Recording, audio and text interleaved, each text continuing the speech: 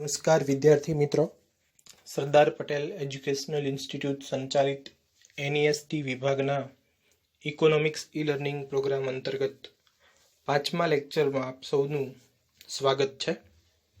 વિદ્યાર્થી મિત્રો, 1 થી 4 લેક્ચર દરમિયાન આપણે ગરીબીના અર્થ, એના અભિગમો, ગરીબીનું સ્વરૂપ કે પ્રકારો, ગરીબી માપવા માટેના નિર્દેશકો જેને માપદંડો કે ધોરણો પણ કહી શકાય, ગરીબી ઉદ્ભવે છે કેવી રીતે અને શા માટે, એટલે કે ગરીબીના કારણો, આ બધા વિશેનો વિગતવાર અભ્યાસ જે છે એ પૂર્ણ કર્યો. હવેનો જે મુદ્દો છે એ આ સમસ્યા નાથવી કેવી રીતે, દૂર કેવી રીતે કરવી, એના પ્રયાસો દર્શાવતો આ મુદ્દો છે, એટલે કે ગરીબી ઘટાડવાના ઉપાયો.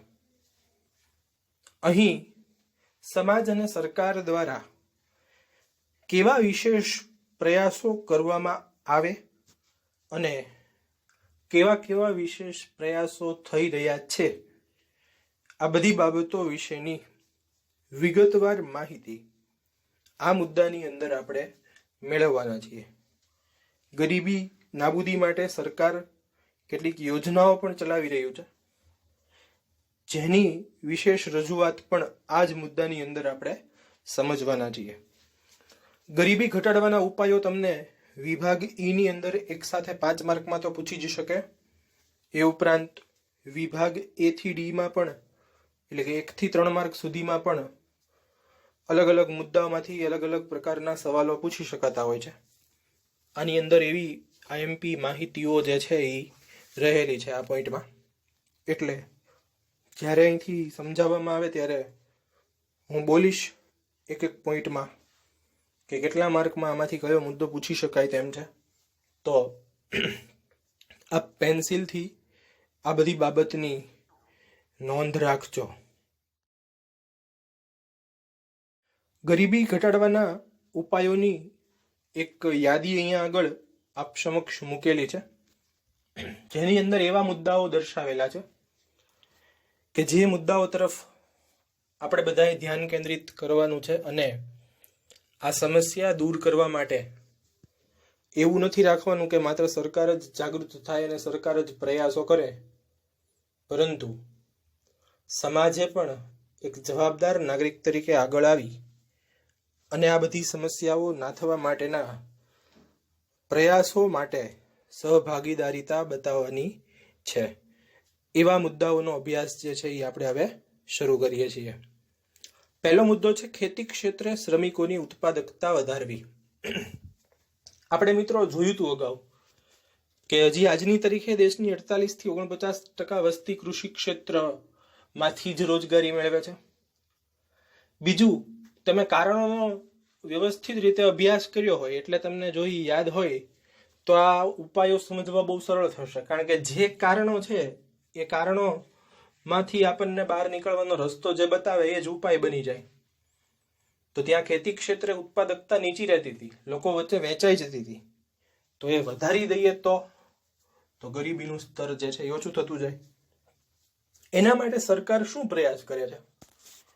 તો કે જાહેર કાર્યક્રમો યોજે છે. શેના માટે? કેવા કાર્યક્રમો? તો કે તમે ન્યૂઝપેપર, ટીવીની અંદર સાંભળ્યું હોય કૃષિ મેળાઓ ને એ બધું. તો એ કાર્યક્રમો એટલા માટે યોજે છે કારણ કે કૃષિ ક્ષેત્રે જે બધી નવી ટેકનોલોજી આવે છે એનાથી આપણો ખેડૂત માહિતગાર નથી, તો એ માહિતી એમાં એને પહોંચાડવી. બીજું, કૃષિ નિપજકો કેવી રીતે મેળવવા, અને ઘણી વખત ખેડૂતને એ ખબર હોય તો એને પરવડતા નથી, એટલે સસ્તા દરે એને પૂરતા પ્રમાણમાં મળી રહે એવી વ્યવસ્થા ગોઠવવી. હવે પ્રશ્ન એ થાય, કૃષિ નિપજકો મીન્સ વોટ? તો કે કૃષિના ઉત્પાદન અથવા તો ઉત્પાદકતામાં વધારો કરવા માટે જે સાધનોનો તમે ઉપયોગ કરો છો કે જે તમને સારામાં સારા પરિણામો આપે છે એ કૃષિ નિપજકો કહેવાય. દાખલા તરીકે રાસાયણિક ખાતરો છે, જંતુનાશક દવાઓ છે, તો આ બધું કૃષિ નિપજકો કહેવાય. તો એને પૂરતા પ્રમાણમાં અને સસ્તા દરે ઉપલબ્ધ થાય, સબસિડીના ભાવે, એ પણ સરકાર પ્રયાસ કરે છે. સુધારેલી માળખાકીય સેવાઓ એને આપવી જોઈએ. તો પણ ઉત્પાદકતા વધારી શકાય. એટલે કે સિંચાઈની સગવડતા, કે એને વ્યવસ્થિત ખેતર સુધી પાણી મળી રહે, ટ્રાન્સપોર્ટેશન સુવિધા, એટલે કે તૈયાર થયેલો માલ એ કૃષિ બજારો કે માર્કેટિંગ યાર્ડો સુધી પહોંચાડી શકે. એ ઉપરાંત એ જે કાંઈ ઉત્પાદન કરે છે એનો એને પૂરતો ભાવ મળી રહે અને પોતાની નજીકના તાલુકા કે શહેરના બજારોમાં જઈ શકે અને હરાજીમાં સંમિલિત થઈ શકે એવી ગોઠવણ એને કરી આપવી. અને Indian council of agricultural research ICR નામની સંસ્થા જે નવા નવા કૃષિ સંશોધનો કરે તો એ માહિતી એને પહોંચાડવી. આ બધા પ્રયાસો સરકાર કરે છે. શું કામ? તો કે ખેતી ક્ષેત્રે ઉત્પાદકતા વધારવા માટે. કારણ કે ઉત્પાદકતા વધશે તો આવક સર્જન વધશે, અને આવક સર્જન વધશે તો ગરીબી દૂર થશે. આ પ્રયાસો સરકાર દ્વારા થઈ રહ્યા છે અત્યારે વર્તમાન સમયમાં, અને ખેડૂતોએ પણ આ બાબત અંગે કાળજી રાખી અને અહીં જે બાબતો દર્શાવી છે, ટેકનોલોજી, નિપજકોથી લઈ સેવાઓથી લઈને બધી જ બાબતો, માર્કેટિંગ યાર્ડો, કૃષિ સંશોધનો, તો એ બધી બાબતો અંગે સરકાર જે માહિતી એને પ્રદાન કરે છે કે સેવાઓ આપે છે તો એને લાભ લેવો જોઈએ. ત્યાર પછીનો બીજો પોઈન્ટ છે નાના પાયાના ઉદ્યોગોનો વિકાસ.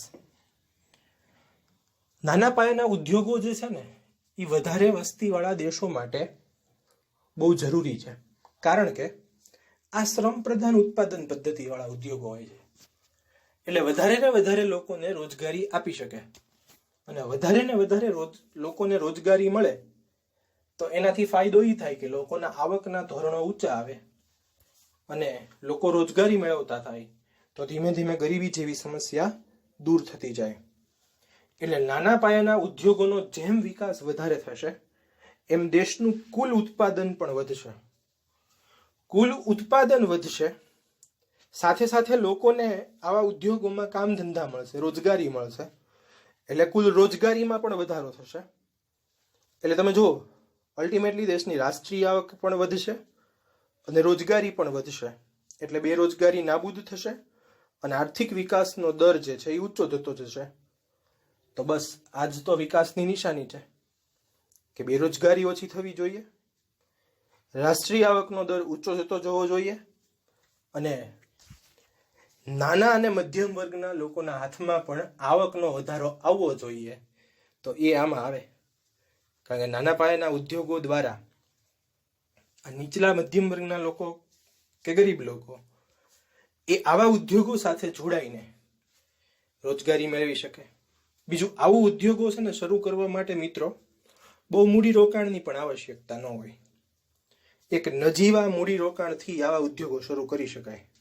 હું તો એમ કહું છું કે ઘરેથી પણ શરૂ કરી શકાય. આ એવા ઉદ્યોગો છે, અને તમે તમારા શહેર કે ગામની અંદર પણ જોતા હશો કે પોતાના ઘરથી આવા ઉદ્યોગોનો વિકાસ અને વિસ્તાર શરૂ કર્યો હોય અને ધીમે ધીમે એમાં ડેવલપમેન્ટ કર્યું હોય. કારણ કે આમાં બહુ મૂડી રોકાણની આવશ્યકતા હોતી જ નથી, અને આમાં આવા ઉદ્યોગો દ્વારા વધારે ને વધારે લોકોને પાછી રોજગારી પણ મળતી હોય છે. તમે જુઓ, કોઈ ખાખરા બનાવવાનો ગૃહ ઉદ્યોગ ચાલતો હોય તો એમાં ઘણા બધા મહિલાઓ કામ કરતા હોય, તો એક સાથે કેટલા બધા લોકોને રોજગારી મળે, અને આમ આવી સમસ્યાઓ જે છે એ નાબૂદ કરી શકાય. ત્યાર પછીનો ત્રીજો મુદ્દો છે અસંગઠિત ક્ષેત્રનો વિકાસ. અસંગઠિત ક્ષેત્ર અને સંગઠિત ક્ષેત્ર, આ બંનેનો ભેદ પહેલા તમને સમજાવી દઉં. અસંગઠિત ક્ષેત્રમાં આવકની અચોક્કસતા હોય છે કે દર મહિને આટલી આવક મળી જ જાય એવું કોઈ નક્કી હોતું નથી. જ્યારે સંગઠિત ક્ષેત્રમાં ફિક્સ હોય છે. એટલે સંગઠિત ક્ષેત્રમાં કામ કરનારાઓને આવકની ચોક્કસતા હોય છે. હવે અસંગઠિત ક્ષેત્રમાં કોનો સમાવેશ થાય? એક વાક્યમાં પૂછી શકાય એવો સવાલ પણ છે આ. તો કે શાકભાજી વેચનારા, બાંધકામ ક્ષેત્રના મજૂરો, ખેત મજૂરો, હાથ લારી ચલાવનારા, આ બધાનો સમાવેશ થાય એમાં. જુઓ મિત્રો, આ બધાને આપણે જોઈએ જ છીએ. એ જે દિવસે કામે જાય ને તે દી આવક થાય, જે દિવસે કામે ન જાય તે દી આવક ન થાય. અને કેટલી આવક થાય એનું કાંઈ નક્કી નહીં. શાકભાજીની લારી લઈને નીકળનારાને એક દિવસ કદાચ 100 રૂપિયાનું શાક પણ વેચાશે, એક દિવસ કદાચ 800નું પણ વેચાશે અને એક દિવસ કદાચ નહીં પણ વેચાય. એટલે આ બધું અચોક્કસ છે. ખેત મજૂરોને અમુક સિઝનમાં કામ મળશે, અમુક સિઝનમાં સાવ નહીં મળે. બાંધકામ ક્ષેત્રના મજૂરોને કામ મળશે ક્યારે? તો કે જ્યારે બાંધકામના કામો શરૂ હશે ત્યારે. પાણીની અછત ને એવા બધાને કારણે કદાચ કામો બંધ રહી જાય તો એને કામ મળતું બંધ થઈ જાય, એવું પણ બની શકે. એટલે આવા કામદારોની સ્થિતિ સુધારવા માટે સરકારે રાષ્ટ્રીય આયોગ દ્વારા એના કામની પરિસ્થિતિ જે છે એ એક નક્કી કરી અને એને જીવન વીમો તેમજ કેટલાક સ્વાસ્થ્યના વીમાઓ, એ ઉપરાંત વૃદ્ધાવસ્થા દરમિયાન એને પેન્શન પણ મળી રહે એવી બધી યોજનાઓ શરૂ કરી અને એને સામાજિક સુરક્ષા પ્રદાન કરવાના પ્રયાસો કર્યા છે. શું કામ?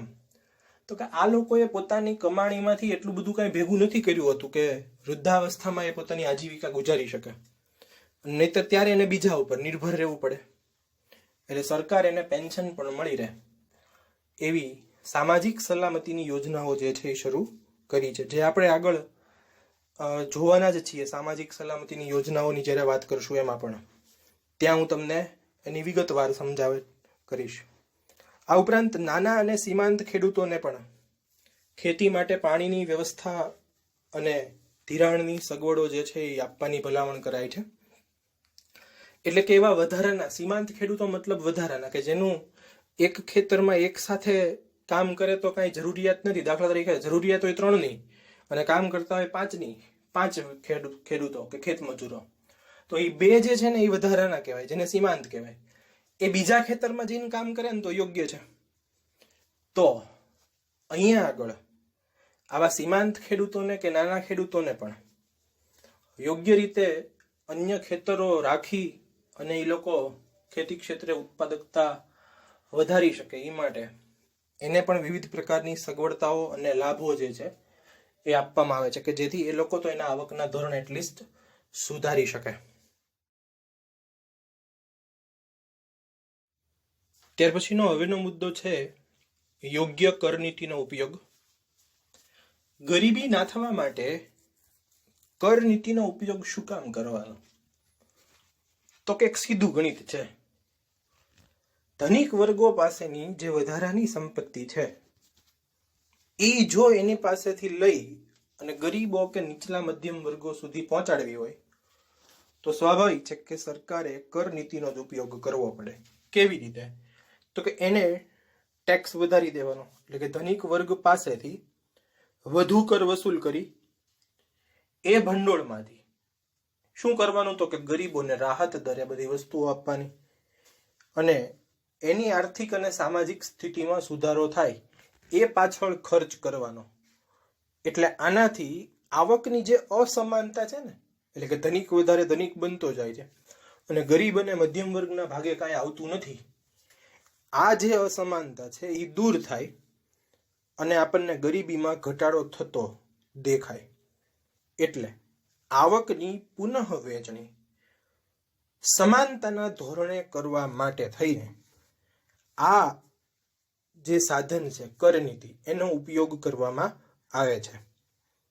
એટલે કરનીતિમાં દ્વારા આવકવેરાના દરો વધારી ધનિકો પાસેની સંપત્તિ સરકાર ખેંચી એ આવકના ભંડોળમાંથી ગરીબ અને નીચલા મધ્યમ વર્ગ માટે વિવિધ પ્રકારની આર્થિક અને સામાજિક યોજનાઓ અમલમાં મૂકીને અને વિવિધ લાભો એના સુધી પહોંચાડીને એના આવકના સ્તર કે ધોરણો ઊંચા આવે એવો એક પ્રયાસ કરી અને પણ ગરીબીના ધોરણો સુધારી શકાય અને ગરીબી જેવી સમસ્યાને આપણે નાબૂદ કરી શકીએ.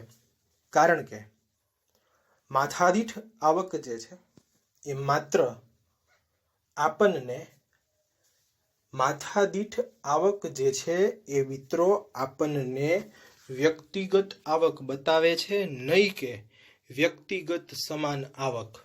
એટલે સમાન આવકના ધોરણો કરવા માટે કરનીતિનો ઉપયોગ કરવો એ કોઈ પણ દેશ માટે આવશ્યક છે અને એના દ્વારા જ તે ફુગાવો પણ નિયંત્રણમાં લઈ શકાય, એના દ્વારા જ તે મોંઘવારીના દરો પણ નિયંત્રણમાં લઈ શકાય અને ગરીબ વર્ગ કે નીચલા મધ્યમ વર્ગની સ્થિતિમાં સુધારો કરીને આર્થિક વિકાસની પ્રક્રિયાના અવરોધો એ દૂર કરી શકાય છે.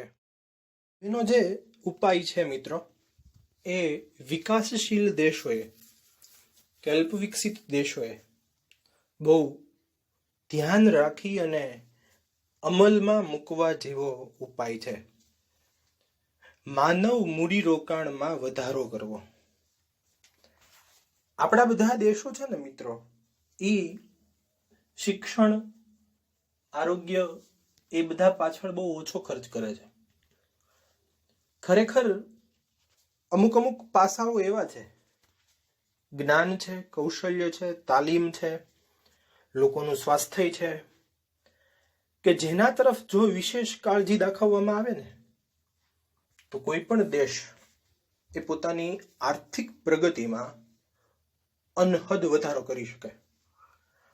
પણ આપણે એના તરફ જ ઉપેક્ષા સેવીએ છીએ. એ બધી બાબતો તરફ જ ધ્યાન કેન્દ્રિત નથી કરતા.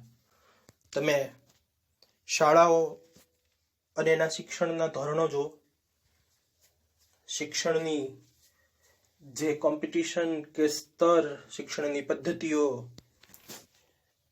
આ બધી બાબતોથી તમે ક્યાં અજાણ છો? આ ઉપરાંત આરોગ્યની સગવડતાઓ તમે જો, આરોગ્ય કેન્દ્ર, સરકારી હોસ્પિટલો, તબીબો નિષ્ણાંત, આ બધાનો અભાવ. તાલુકા કે ગ્રામ્ય વિસ્તારોમાં તો પૂરેપૂરો અભાવ. શહેરોની અંદર હજી બધી ફેસિલિટીઓ અવેલેબલ છે. તો આ બધા પાછળ ખર્ચ થવો જોઈએ. વ્યક્તિની પાસે શિક્ષણ હશે અને વ્યક્તિને સારું સ્વાસ્થ્ય મળતું હશે ને, તો એ સારામાં સારી રીતે આર્થિક પ્રવૃત્તિઓમાં પોતાનું કવચ દેખાડી શકશે. એક સિમ્પલ લોજિક. તમારી તબિયત નાદુરસ્ત હોય તો તમને કોઈ પ્રવૃત્તિ કરવી ગમશે ખરી? કોઈ કામ તમને ચીંધવામાં આવે અને એના વિશેનું તમને નોલેજ નથી તો એ કામ તમને કરવું ગમશે ખરી? નહીં ગમે ને, સ્વાભાવિક વાત છે. પણ જો એની સમજ હશે, જો એના વિશેનું જ્ઞાન હશે, તમે સ્વસ્થ હશો, તો તમે આ બધી પ્રવૃત્તિ સાથે જોડાશો. તમારી પાસે શિક્ષણ હશે તો તમને ઘણા બધા વિકલ્પો મળશે રોજગારી માટેના. કોઈ ચાર્ટર્ડ એકાઉન્ટન્ટ થાય તો એની પાસે વિકલ્પો રહેશે કે પોતાની પર્સનલ પ્રેક્ટિસ કરે, કોઈને ત્યાં જોબ કરે, બેંકમાં મેનેજર બને, શું કરે, એ ઘણા બધા ઓપ્શન એને મળશે. પણ એક અભણ વ્યક્તિ, એક શિક્ષણ વગરનો વ્યક્તિ મજૂરી કરવા સિવાય કોઈ વિકલ્પ નહીં રહે. તો એટલા માટે થઈને જ્ઞાન જે છે ને, એ એવી મૂડી છે, શિક્ષણ એ એવી મૂડી છે જે તમને તમારા પગ ભર કરી શકે. તમે ધારો એટલી પ્રગતિ એના આધારે કરી શકો. અને એટલે જ તો મિત્રો, અત્યારે આ બદલાતો સમાજ એ હવે ધીમે ધીમે આ માનવ મૂડીરોકાણનું મહત્વ સમજો છે. કારણ કે શિક્ષણ પાછળ કે આરોગ્ય પાછળ તમે જે પૈસા ખર્ચો છો ને, એ ખર્ચ નથી, મૂડીરોકાણ છે. કારણ કે એ ભવિષ્યમાં તમને વળતર આપે છે. એટલે બહુ સમજી વિચારીને અહીંયા આ શબ્દનું પ્રયોજન થયેલું છે કે આ એક આપણી પાછળ થતું ઇન્વેસ્ટમેન્ટ છે જે ભવિષ્યમાં બહુ ભરપૂર રિટર્ન આપવાનું છે. અને રિટર્ન આપશે ત્યારે કેવું સારું લાગશે. એટલે લોકોએ અને સરકારે પણ બજેટની અંદર જે કાંઈ ખર્ચ ફાળવે એમાંથી મોટા ભાગનો ખર્ચ એ શિક્ષણ અને આરોગ્ય જેવી સેવાઓ પાછળ જ ફાળવવો જોઈએ. અને લોકોએ પણ પોતાના આવશ્યક ખર્ચાઓ જે છે એ તો કરવાના, પણ બિનઆવશ્યક ખર્ચાઓ ટાળી અને શિક્ષણ અને આરોગ્યની સવલત પાછળ ખર્ચ દરેક કુટુંબે કરવો જોઈએ. જે ખર્ચ નથી પણ મૂડીરોકાણ છે, ઇન્વેસ્ટમેન્ટ છે, જે ભવિષ્યમાં બહુ વળતર આપવાનું છે. અને એ વળતર આપશે ત્યારે તમારા આર્થિક ધોરણો ઊંચા આવશે, આવકના સ્તર તમારા ઊંચા જશે અને ધીમે ધીમે ગરીબી જેવી સમસ્યાઓ નાબૂદ થતી જશે. તો આ ઉપાય એ બહુ અગત્યનો છે, બહુ વિશેષ છે અને મારા મતે તો બધા ઉપાયોમાંનો શ્રેષ્ઠ ઉપાય છે.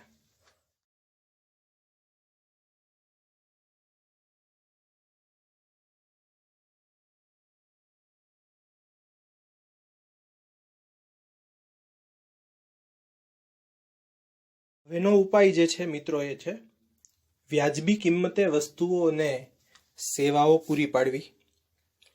એટલે કે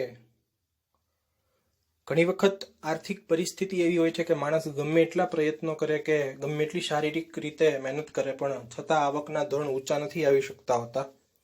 ત્યારે આવી રીતે આવા વ્યક્તિની ગરીબી સીધી રીતે દૂર કરવી જોઈએ. એટલે કે એને સીધી રીતે આર્થિક મદદ કરો, અનાજ આપો, જીવન જરૂરી આવશ્યક વસ્તુઓ પૂરી પાડો, એટલે એનું ગરીબીનું ધોરણ જે છે એ ઓછું થતું જાય. તો એના માટે થઈને એને પોષણક્ષમ પૂરતો આહાર પ્રાપ્ત થાય અને જેટલી કેલરી ખોરાક જરૂર છે એ પ્રદાન કરી અને એને ખાદ્ય સુરક્ષા પૂરી પાડવા માટેના ખાદ્ય પદાર્થો જે હોય, અનાજ જે છે, ખાસ કરીને અનાજમાં ઘઉં, ચોખા, એ બધી વસ્તુ, તો એ એને પૂરા પાડવા માટે થઈને રાહત દરે, એટલે કે બહુ નજીવા દરે, 1 રૂપિયો અને 2 રૂપિયા કિલોના દરે સરકાર જે છે એ પૂરા પાડવાના પ્રયાસો કરે છે. એના માટે થઈને એક આખી જાહેર વિતરણ વ્યવસ્થા ગોઠવેલી છે. પુરવઠા નિગમ અંતર્ગત એ કાર્યરત હોય છે, જેના અંતર્ગત રેશન શોપો, જેને આપણે કહીએ છીએ સસ્તા અનાજની દુકાનો, એ એરિયા વાઇઝ ઓપન કરે છે. અને ત્યાં આગળ આ બિલો પોવર્ટી લાઈન, ગરીબી રેખા નીચેના જે લોકો છે એને જે વિવિધ ખાદ્ય પદાર્થો પૂરા પાડવાના છે એનું વિતરણ ત્યાંથી કરવામાં આવે અને એ લોકો આવા ખાદ્ય પદાર્થો મેળવી અને પોતાની જરૂરિયાત સંતોષી શકે છે. એટલે એ ગરીબી રેખા નીચે જીવતો વ્યક્તિ પોતાના ગરીબી રેખાના માપદંડો જે છે એને ઓળંગીને પોતાનું જે આર્થિક ધોરણ છે કે આવકનું ધોરણ છે એ ઊંચું લાવવા માટેના પ્રયાસો કરી શકશે.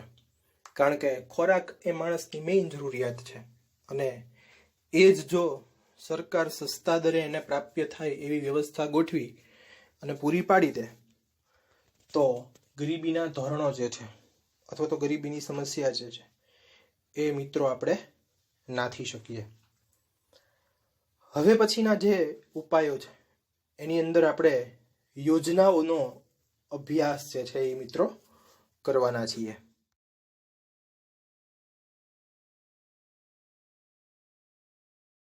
વિદ્યાર્થી મિત્રો, ગરીબી નાબૂદી માટે હવે જે ઉપાયની આપણે ચર્ચા કરવા જઈ રહ્યા છીએ એ ગરીબી નાબૂદી માટેની વિવિધ બધી યોજનાઓ છે જે સરકાર દ્વારા પંચવર્ષીય યોજનાઓ અંતર્ગત અમલમાં મૂકવામાં આવતી હોય છે અને એના સીધા લાભો લોકો સુધી પહોંચે. એટલે કે જે લોકો ગરીબી રેખા નીચે પોતાનું જીવન ધોરણ વિતાવે છે એવા લોકોને સીધી રીતે આ લાભ પ્રાપ્ત થાય એવા એક વિશેષ પ્રયાસો કરી અને ગરીબી ઘટાડવા માટેનું આવશ્યક અને અસરકારક પગલું સરકાર દ્વારા જે લેવામાં આવે છે એ આ છે ગરીબી નાબૂદી માટેની યોજનાઓ.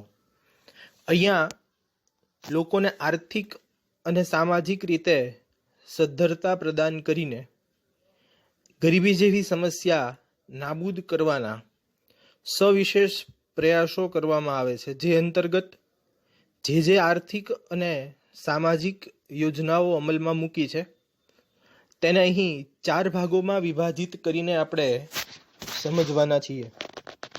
રોજગારલક્ષી કાર્યક્રમો જોશું આપણે, ત્યાર પછી આવાસ યોજનાઓ, ત્યાર પછી સામાજિક સલામતીની યોજના અને પ્રધાનમંત્રી જનધન યોજના. આ દરેકનો વિગતવાર અભ્યાસ જે છે એનો દોર આપણે આગળ લઈ જઈએ છીએ. પહેલું છે રોજગારલક્ષી કાર્યક્રમો, જે અંતર્ગત ગરીબી રેખા નીચે જીવતા લોકોને પ્રત્યક્ષ અને પરોક્ષ એમ બંને રીતે રોજગારી પ્રદાન કરવાના પ્રયાસો કરવામાં આવે છે. કેવી રીતે? તો કે એના માટે 2 શબ્દો પહેલાં સમજવા બહુ જરૂરી છે, જે તમારી ટેક્સ્ટબુકમાં નથી, એટલે ખાસ અહીંયા આગળ ધ્યાન રાખીને નોટ ડાઉન કરજો. બે પ્રકારના રોજગારલક્ષી કાર્યક્રમો અમલમાં મુકાતા હોય છે. એક છે સ્વરોજગારીના કાર્યક્રમો અને બીજું છે વેતન રોજગારીના કાર્યક્રમો. બહુ સરળ છે. સ્વરોજગારી એટલે વ્યક્તિને સીધી રોજગારી જે છે એ પૂરી પાડવામાં ન આવે, પણ એ રોજગારી ઊભી કરી શકે ને એવી એને તાલીમ આપવામાં આવે, એવું એને શિક્ષણ, એવું એને જ્ઞાન આપવામાં આવે. જ્યારે વેતન રોજગારીના કાર્યક્રમો છે તો એમાં સીધું કામ કરે એટલે વેતન જ આપવામાં આવે. એટલે વેતન રોજગારીના કાર્યક્રમો છે ને એ બેરોજગારી અને ગરીબી ઉકેલવા માટેનો પ્રત્યક્ષ રસ્તો છે, પણ સ્વરોજગારીના કાર્યક્રમો જે છે એ સીધું વેતન નથી આપતો, પણ તાલીમ આપે છે, શિક્ષણ આપે છે, જ્ઞાન આપે છે, જે મેળવી અને વ્યક્તિ પોતે પોતાની કમાણી કરી શકે. એટલે એ પરોક્ષ રસ્તો બતાવે છે. દાખલા તરીકે કોઈ વ્યક્તિને પ્લમ્બરિંગ કામ શીખવાડવામાં આવે તો એ વ્યક્તિ જાતે પોતે પ્લમ્બરિંગ કામ કરી અને પોતાની રોજગારી ઊભી કરી શકે, એ સ્વરોજગારીનો કાર્યક્રમ છે. પણ કોઈ મજદૂરને કોઈ હાઈવેનું કામ બનતું હોય, હાઈવેના રસ્તાઓના કામ શરૂ હોય, ત્યાં આગળ એને કામ આપી અને પગાર આપવામાં આવે ગવર્મેન્ટ યોજનાઓ અંતર્ગત, તો એ વેતન રોજગારીનો કાર્યક્રમ છે. એટલે બે પ્રકારના રોજગારી કાર્યક્રમો જે છે એના વિશેની આપણે ચર્ચાઓ કરવાના છીએ વિદ્યાર્થી મિત્રો. સૌથી પહેલી જે રોજગારી લક્ષી યોજના છે એ છે IRDP, integrated rural development programme, એટલે કે સંકલિત ગ્રામ વિકાસ કાર્યક્રમ, જેનું પછીથી નામકરણ સ્વર્ણ જયંતિ ગ્રામ સ્વરોજગાર યોજના એવું થયું હતું. SGSY નામકરણ જે છે એ પાછળથી થયેલું છે. પહેલા આપણે IRDP વિશે થોડીક વાત કરવી પડશે. 2 ઓક્ટોબર એટલે કે ગાંધી જયંતિના દિવસથી 1980ની સાલમાં આ યોજનાની શરૂઆત કરેલી. આ યોજના પાછળનો હેતુ શું હતો તો કે ગ્રામીણ પરિવારો જે છે એને સ્વરોજગારી મળે. એટલે જુઓ, આગળ આપણે જે જોયું સ્વરોજગારી અને વેતન રોજગારીના કાર્યક્રમો, એ અંતર્ગત આ IRDP જે છે એ શેમાં આવશે તો કે સ્વરોજગારીના કાર્યક્રમો. એટલે કે વ્યક્તિને સીધી વેતન આપતું નથી, માત્ર શું કરે છે, તાલીમ આપે છે. તાલીમ આપે એટલે વ્યક્તિ પોતે એ કળા શીખે, એ આવડત મેળવે અને પછી પોતાની જાતે એને રોજગારીની તકો જે છે એ પ્રાપ્ત થાય અથવા તો ઊભી કરવાની.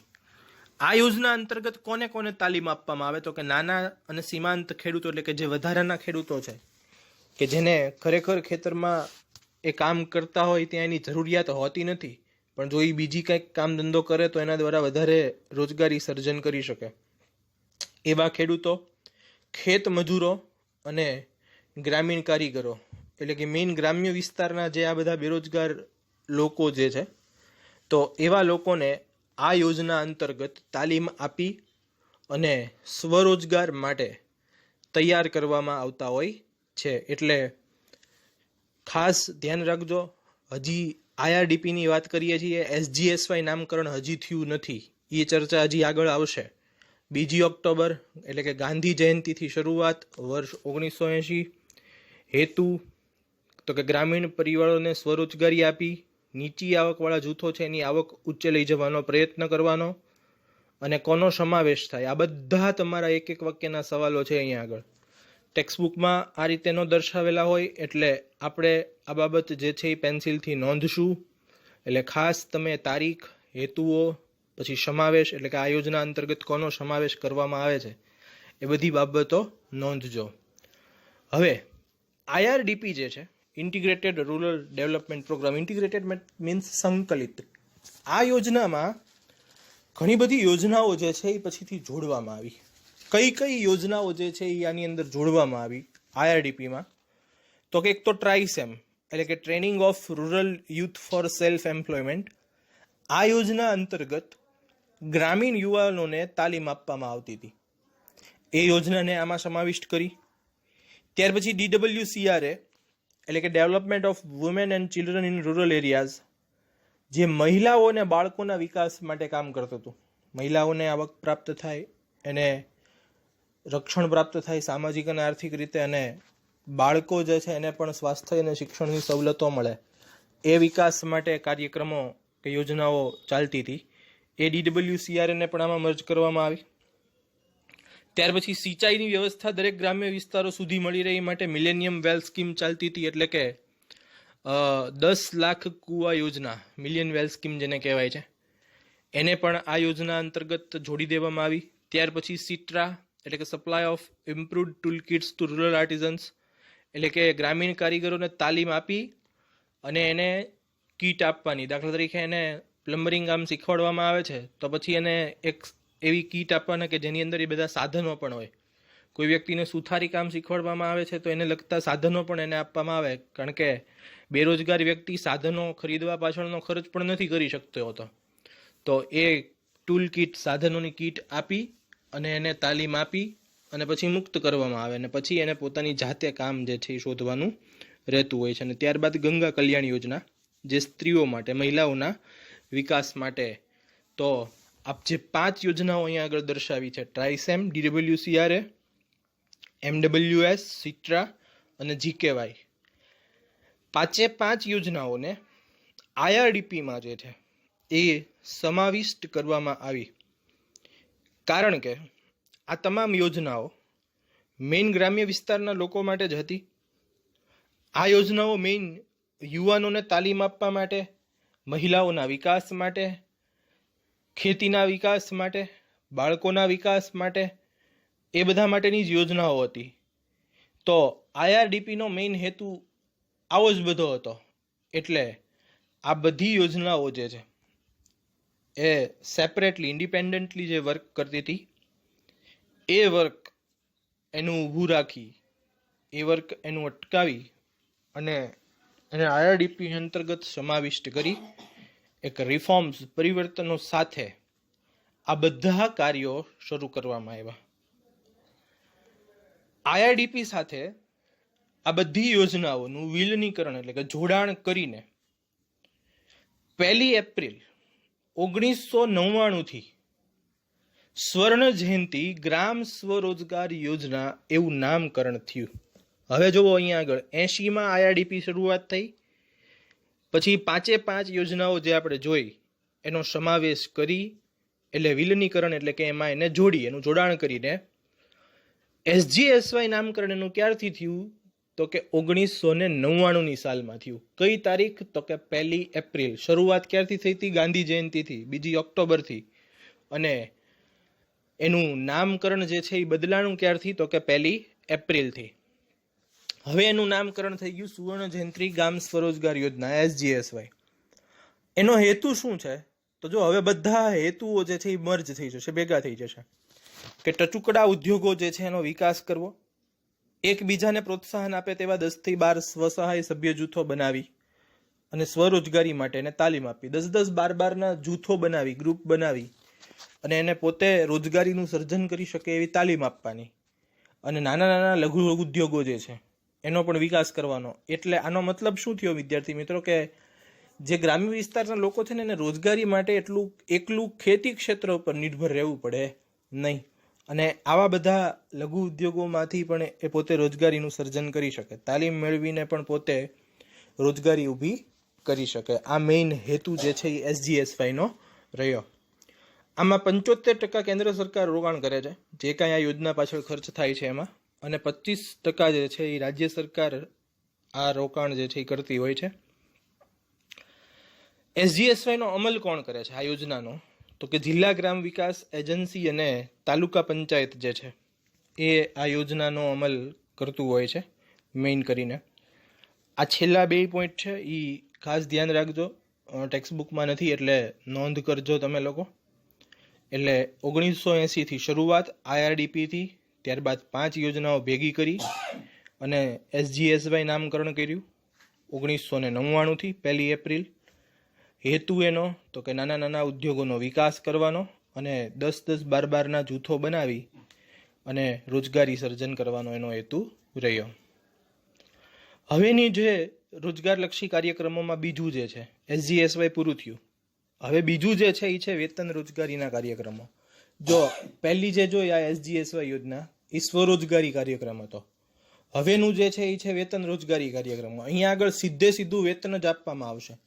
એટલે કે ખેતી સિવાયની મોસમ જે છે એમાં લોકોને કામ ન મળતું હોય ગ્રામ્ય વિસ્તારના લોકોને, તો ત્યારે એને કામ આપવાનું. એ ઉપરાંત પૂર, દુષ્કાળ, અછત કે કુદરતી આપત્તિના સમયે લોકો બેરોજગારીનો ભોગ વધારે બનતા હોય, આવા સમયે વિકાસલક્ષી કામોમાં આવા કામદારોને કે શ્રમિકોને જોડી અને એને સીધું વેતન પ્રદાન કરવા માટેની આ યોજનાઓ જે છે એ અમલમાં મૂકી. જેમાં 2 યોજનાઓ કાર્યરત છે, જવાહર રોજગાર યોજના અને રોજગાર બાંહેધરી યોજના એટલે કે એમ્પ્લોયમેન્ટ અસ્યોરન્સ સ્કીમ. આ બંને યોજનાઓ અંતર્ગત જે બધા ચેકડેમો, રસ્તાઓ, સરકારી વસાહતો, સરકારી મિલકતો, એના બાંધકામના જે બધા કામો ચાલતા હોય કે કોઈ પણ વિકાસલક્ષી કામો ચાલતા હોય ત્યાં આવા બેરોજગાર લોકોને રોજગારી આપી, ગ્રામ્ય વિસ્તારના બેરોજગાર લોકોને રોજગારી આપી અને એને ગરીબી રેખા નીચે જે જીવતા હોય ત્યાંથી એના આવકના ધોરણો ઊંચા લઈ જવાનો એક સંકલિત પ્રયાસ જે છે એ આ યોજના અંતર્ગત કરવામાં આવતો હોય છે. અહીંયા પ્રત્યક્ષ રીતે ગરીબી કે બેરોજગારી જેવી સમસ્યાઓ ઉપર ઘા કરી શકાય છે, કારણ કે અહીંયા કામના બદલામાં સીધું વેતન જ એ લોકોના ખાતામાં જમા કરવામાં આવતું હોય છે. એટલે પોતાની આવકના ધોરણો પ્રત્યક્ષ રીતે એ લોકો ઊંચા લાવી શકે છે. એને કામ જે છે એ શોધવા માટે જવું નથી પડતું હોતું, પરંતુ યોગ્ય કામ માટે ગવર્મેન્ટ જ એને અપોઇન્ટમેન્ટ આપતું હોય છે.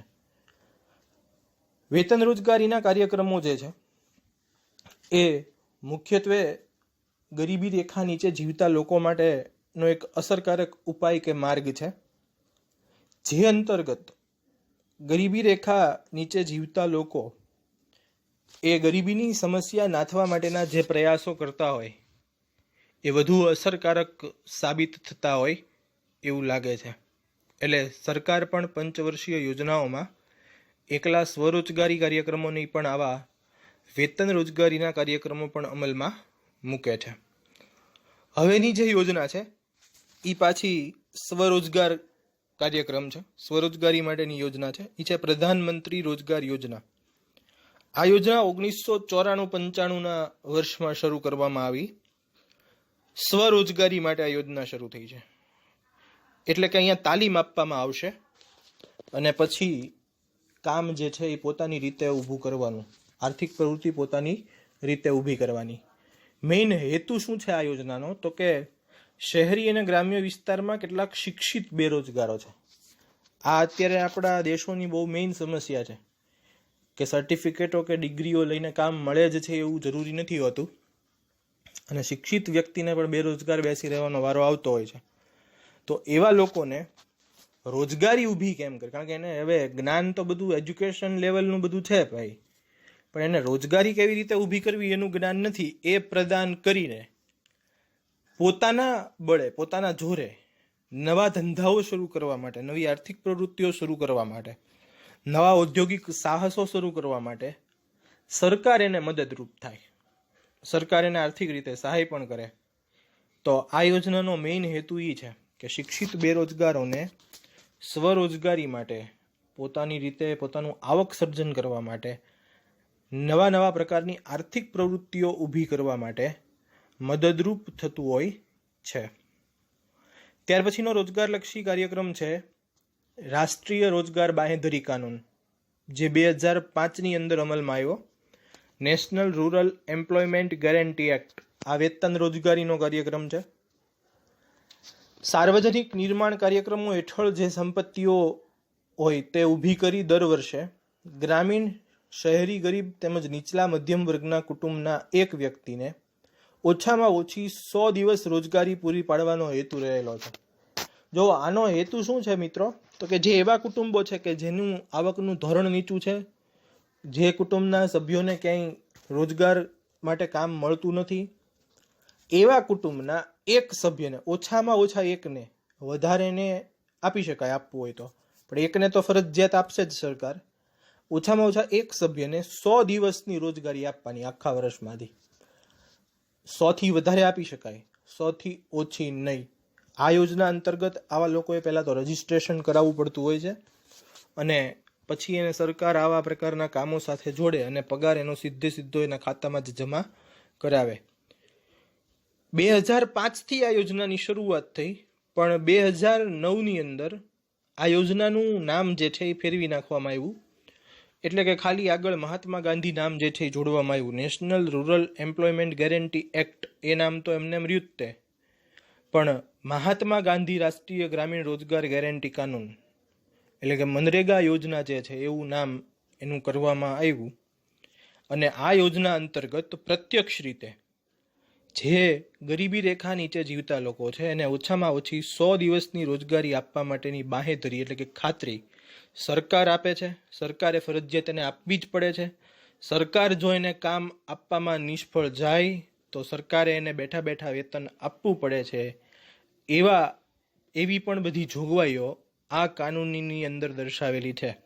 પ્રકરણ નંબર 6 બેરોજગારીમાં જ્યારે યોજનાઓ જોશું ત્યાં આ યોજના વધારે ઊંડાણપૂર્વક આપણે જોવાની રહેશે.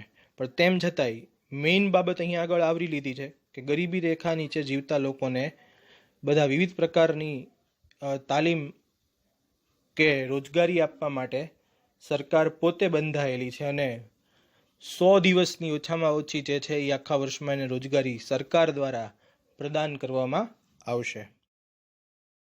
હવેની જે યોજનાઓ છે વિદ્યાર્થી મિત્રો એ છે આવાસ યોજનાઓ. કારણ કે રહેઠાણ એ મનુષ્યની પ્રાથમિક જરૂરિયાત છે. એટલે સરકાર દ્વારા ગરીબી રેખા નીચે જીવતા લોકોને રહેઠાણની સુરક્ષા પ્રદાન કરવાના પણ પ્રયાસો જે છે એ કરવામાં આવે છે. એના માટે અલગ અલગ પ્રકારની આવાસ યોજનાઓ સમયાંતરે સરકાર દ્વારા અમલમાં મુકાતી હોય છે.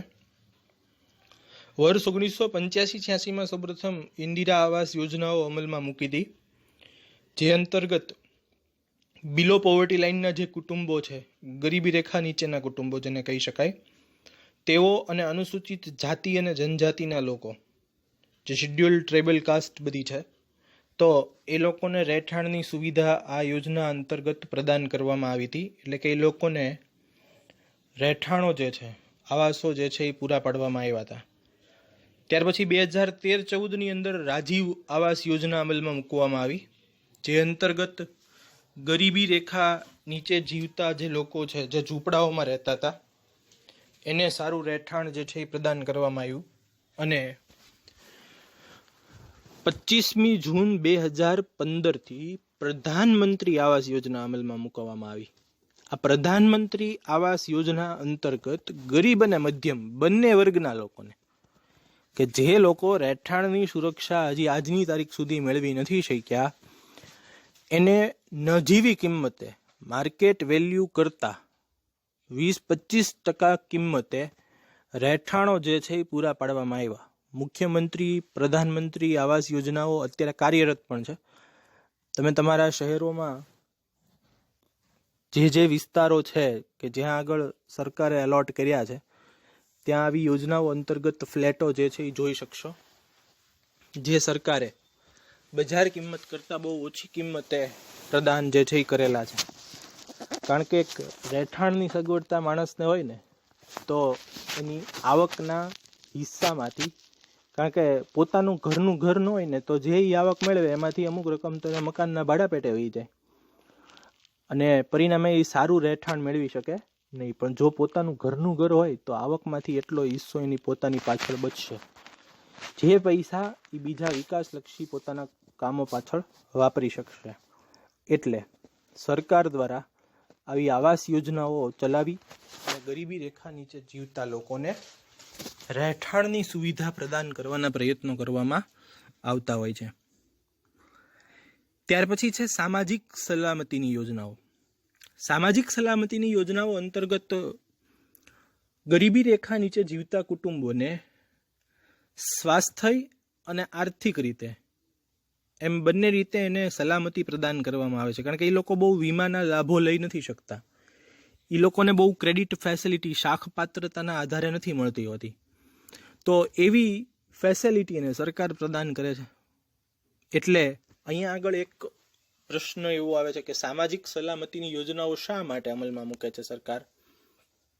તો કે વિકાસના લાભો એકલા ધનિકો જ લઈ જાય એવું ન થવું જોઈએ, પૈસાવાળા લોકોને જ એકલો લાભ મળે એવું ન થવું જોઈએ, પણ આ લાભો ગરીબોની તરફેણમાં પણ વેચાવા જોઈએ. અર્થાત એની વહેંચણી ન્યાયી રીતે થવી જોઈએ.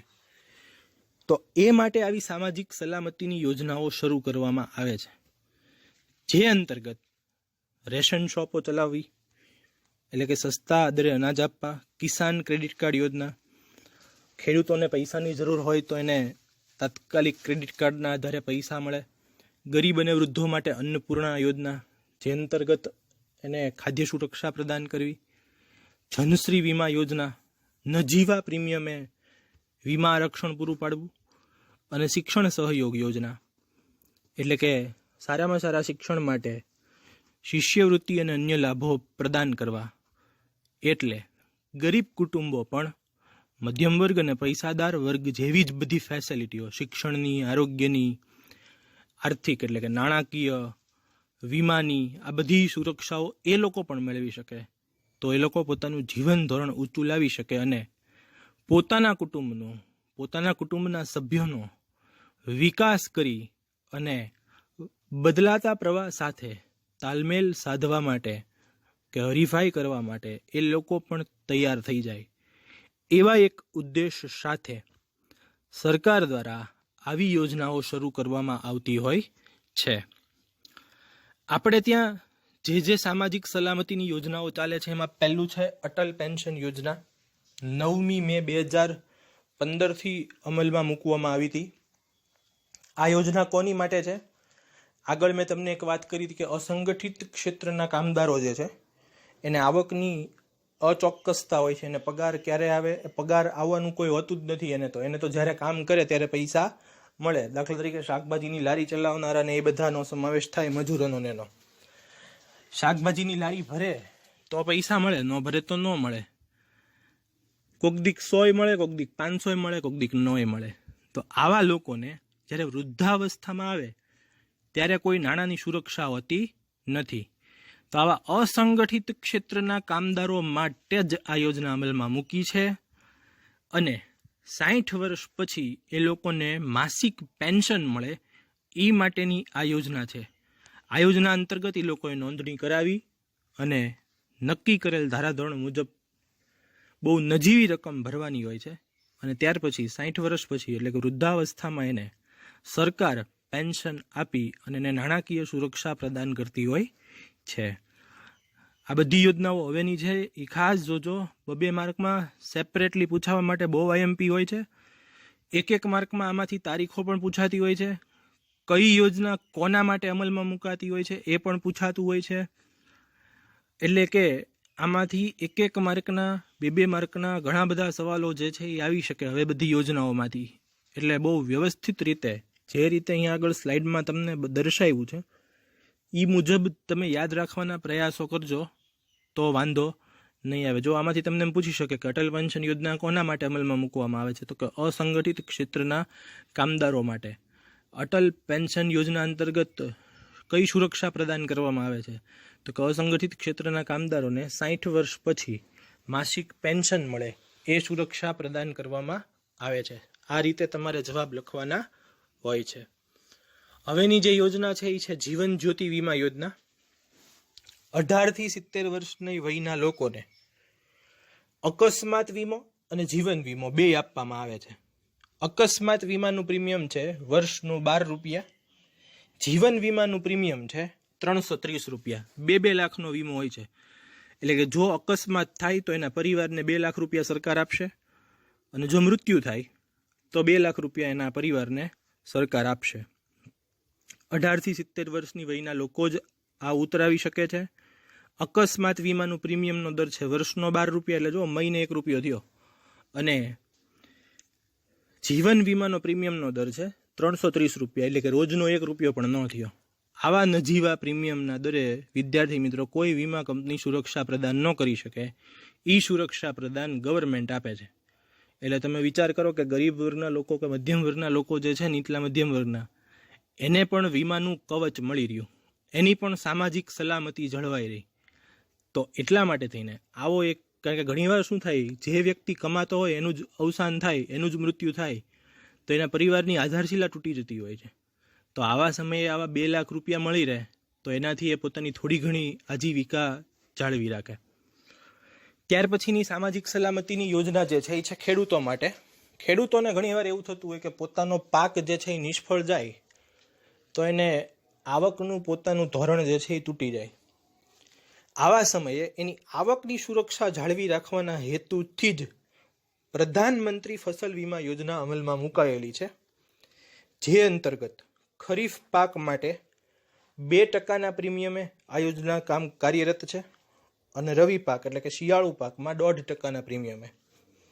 એટલે કે કુલ પાક જે લીધો હોય એની જે અમાઉન્ટ થતી હોય એના 2% પ્રીમિયમ એને ભરવાનું. એટલે જો આખો પાક નિષ્ફળ જાય તો સરકાર એ બધા પૈસા એને આપી દે, અને રવિ પાક માટે 1.5% પ્રીમિયમ ભરવાનું, અને જો પાક નિષ્ફળ જાય તો સરકાર એને પૈસા આપી દેશે. એટલે જો આનાથી ખેડૂતો કેટલા નિશ્ચિંત થઈ જાય કે આપણે પ્રધાનમંત્રી ફસલ વીમા યોજના અંતર્ગત વીમો ઉતરાવેલો છે, એટલે હવે પાક નિષ્ફળ જાય તો એને આવકના ધોરણ માટે ચિંતા રહેશે નહીં. એટલે એનું જે આવકનું પ્લાનિંગ હોય ને એ જળવાઈ રહે.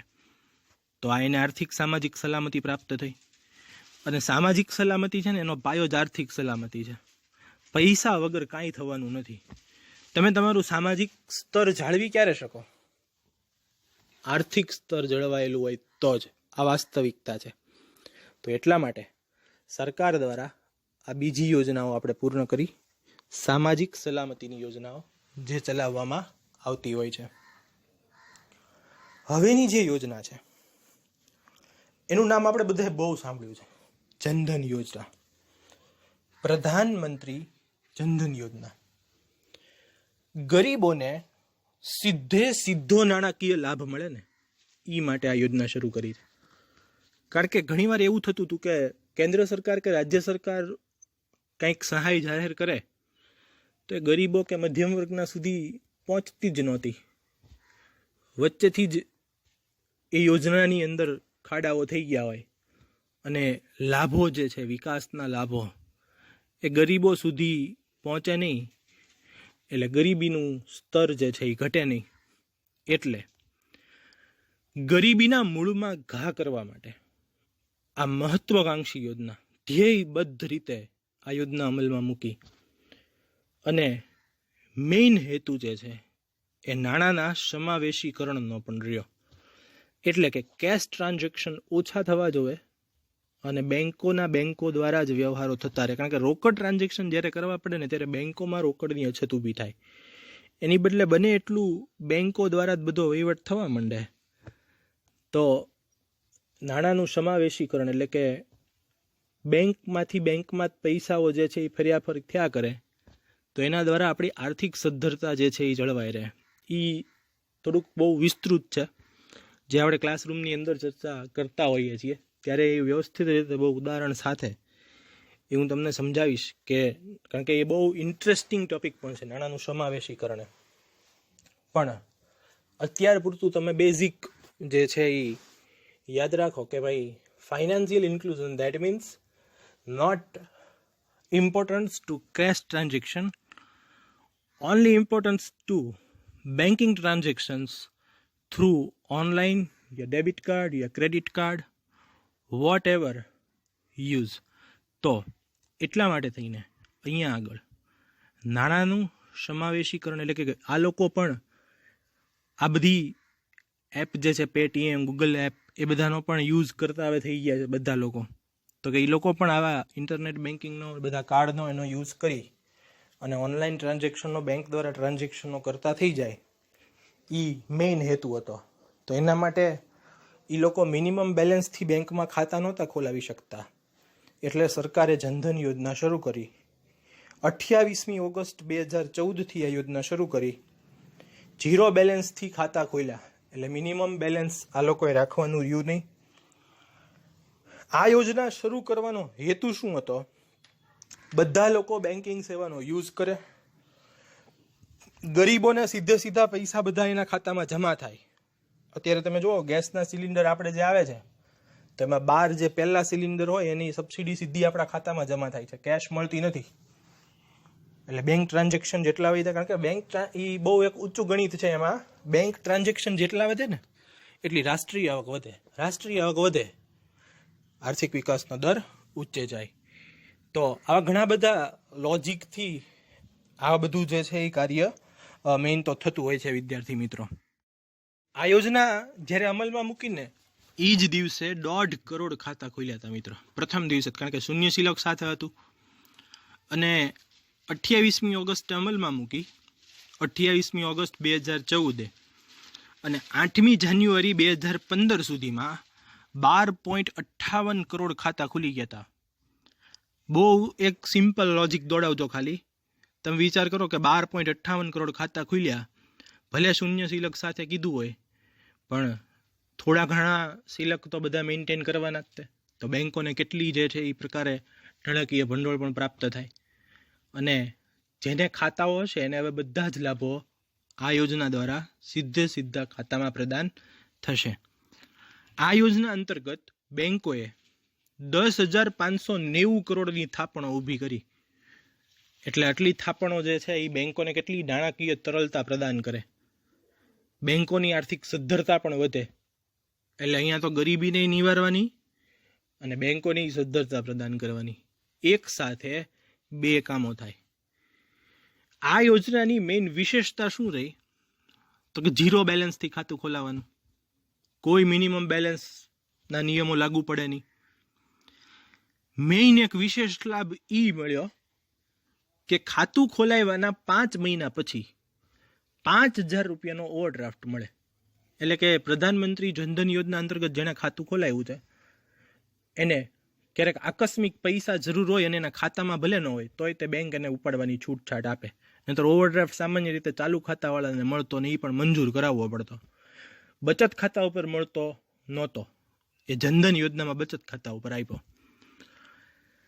ગરીબ પરિવારના લોકોને ક્યારેક કોઈક આરોગ્યનો ખર્ચો એવો આકસ્મિક આવી જાય, ક્યારેક ફીનો ખર્ચો એવો આકસ્મિક આવી જાય, તો આવા સમયે આવી નાની અમાઉન્ટ પણ એને બહુ મીઠી લાગતી હોય, બહુ ઉપયોગી સાબિત થતી હોય.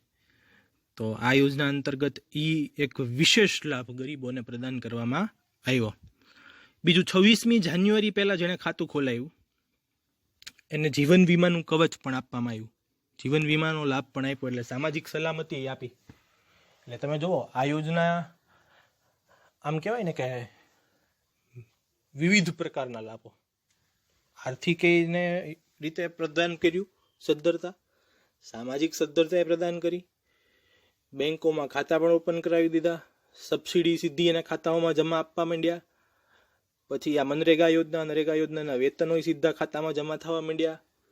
એટલે કોઈ વચ્ચેથી પૈસા લઈ ગયું છે ને ભ્રષ્ટાચાર ને એ બધી કાંઈ વાત જ ન આવે, સીધું ખાતામાં જમા થાય. એટલે ગરીબ લોકો છે ને એને સીધો લાભ થાય. એટલે પ્રધાનમંત્રી જનધન યોજના, એ બીજો પોઈન્ટ પહેલા જોજો, હું પહેલા બીજો પોઈન્ટ સમજાવું છું કે સૂક્ષ્મ ધિરાણ, 5,000નું ધિરાણ ઉપર જોયું ને, એ બહુ નાનું ધિરાણ છે, ગરીબોને તો બહુ મોટું લાગે. સૂક્ષ્મ ધિરાણ અને બેન્કિંગ સુવિધા દ્વારા બેન્કિંગ ફેસિલિટી પણ આપી, સાથે સાથે એને પણ ચેકબુક, ડેબિટ કાર્ડ આ બધું આપવામાં આવે છે. એટલે સૂક્ષ્મ ધિરાણ અને બેન્કિંગ સુવિધા દ્વારા ગરીબીના મૂળમાં ઘા કરવા માટેની યોજના છે. પ્રત્યક્ષ રીતે ગરીબી દૂર કરવા માટેનો આ બહુ વિશેષ પ્રયાસ હતો ને જે સફળ થયો છે. કે ગરીબોને રૂપિયા નહોતા મળતા, ગરીબોને સુરક્ષા પ્રદાન નહોતી થતી, ગરીબો બેંકમાં વહીવટ નહોતા કરી શકતા, એને ઓવરડ્રાફ્ટ નહોતો મળતો, એને સૂક્ષ્મ ધિરાણ નહોતું મળતું, એ બધું મળતું થયું. અને હવે પહેલો પોઈન્ટ જુઓ કે નાણાકીય સમાવેશીકરણ માટેની સર્વગ્રાહી યોજના છે. એટલે કે રોકડ વ્યવહારોનું પ્રમાણ ઘટાડવું અને બેંકોથી બેંકો સુધી જ વ્યવહારો જે છે એ અવિરતપણે શરૂ રહે, તો બેંકોની તરલતા જળવાઈ રહે. એ માટે લોકોમાં જાગૃતતા લાવવી પડે એમ હતી, લોકોને બેંક એકાઉન્ટ ઓપન કરાવી દેવા પડે એમ હતા. તો એ સરકારે કર્યું અને લોકો એમાં ભાગીદાર પણ થયા. લોકોએ સફળ બનાવવા માટે વિશેષ રૂપે જાગૃતતા પણ દર્શાવી. અને સરકાર આ બંને હેતુઓ જે છે જનધન યોજના પાછળના, નાણાકીય સમાવેશીકરણ અને ગરીબીના મૂળમાં ઘા કરવાનું, બે હેતુઓ ચરિતાર્થ કરી શક્યું. પ્રધાનમંત્રી જનધન યોજના મોસ્ટ ટાઈમપી છે. એક માર્કના ઘણા સવાલો છે, એના હેતુઓ, એની શરૂ થવાની તારીખ, કેટલા ખાતા ખોલ્યા, ઘણા બધા, એની વિશેષતાઓ. 2 માર્કમાં અલગથી એની વિશેષતાઓ પણ પૂછી શકે, 3 માર્કમાં એક સાથે આ યોજના પણ પૂછી શકે. એટલે જે રીતે મેં અહીંયા સ્લાઇડમાં દર્શાવ્યું છે એ મુદ્દા વાઇઝ વ્યવસ્થિત રીતે ગોખવાનું નથી. 5 વખતે ભલે યાદ રહે, એક સાથે 5 વાર વાંચવાનું નથી. ધીમે ધીમે આજે એક વખત આ યોજના વાંચી ગયા, ઇટ્સ ઓકે. નેક્સ્ટ ટાઈમ કાલ પાછા જોજો, પરમ દિવસે જોજો. એ રીતે આપણે એને યાદ રાખશું. વિદ્યાર્થી મિત્રો, આ 5 માર્કનો સવાલ અહીંયા આગળ પૂર્ણ થાય છે. તમે જોજો અહીંયા આગળ આ મુદ્દાઓવાળી સ્લાઇડ પાછો હું એટલા માટે લાવ્યો છું કે પહેલાં જે 6 છે ઉપાયો એ સેપરેટલી તમને 2 માર્કમાં પણ પૂછી શકે. ત્યાર પછી બધી યોજનાઓ જે છે, રોજગારલક્ષી, આવાસ યોજનાઓ, સામાજિક સલામતીની જનધન યોજનાઓ, એ બધી સેપરેટલી અલગથી પણ પૂછી શકે. એની અંદરથી પણ અલગ અલગ યોજનાઓ જે છે એ 2 માર્કમાં પણ તમને પૂછી શકે. એની તારીખો, એના હેતુઓ, એ યોજનાના મેઇન એની કાર્યરૂપ ભૂમિકા જે છે તે, એ બધું તમને 1 માર્કની અંદર અલગથી પૂછી શકાય. એટલે બધી રીતે આ સવાલનો જવાબ જે છે એ ઉપયોગી છે. ફરીવાર કહું છું, ધીરજથી સમજીને, ભલે 3 દિવસે યાદ રહે પણ એવી જ રીતે યાદ રાખવાનું છે. ગોખવાથી સ્કોરિંગ ન થઈ શકે, સમજવાથી સ્કોરિંગ ચોક્કસ થઈ શકે. પરિણામ બોલે છે, વાતો નહીં. એટલે આપણે બધી આંકડાકીય માહિતીઓ મેં જે રીતે અહીંયા આગળ તમને દર્શાવીને દીધી એ રીતે બુકમાં તમે લખી, એક વખત લખી અને તૈયાર કરો. અને વ્યવસ્થિત રીતે તમે એ બાબત ઉપર ધ્યાન કેન્દ્રિત કરો અને એને યાદ રાખવાના જે છે એ પ્રયાસ કરો.